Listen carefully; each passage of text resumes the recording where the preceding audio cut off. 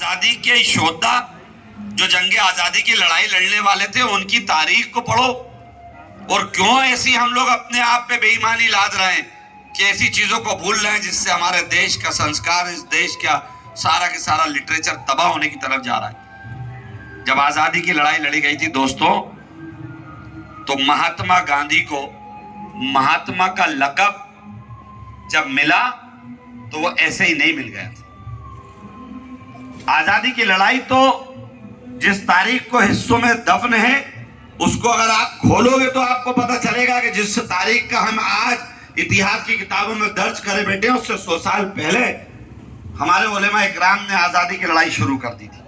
और वहां से लड़ाई चलते चलते फिर आकर आखिर में बाप महात्मा गांधी के पास आई, और फिर महात्मा गांधी ने एक दिशा इस देश को दी।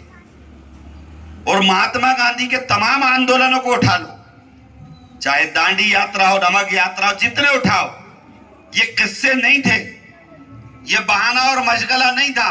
बापू गांधी का कोई ये सपना नहीं था कि वो देश के प्रधानमंत्री बनेंगे। देश आजाद होने के बाद भी बापू गांधी जिंदा थे, लेकिन बापू गांधी ने कभी ये नहीं कहा कि मुझे प्रधानमंत्री चाहिए, मुझे सत्ता चाहिए, मुझे सुविधा चाहिए।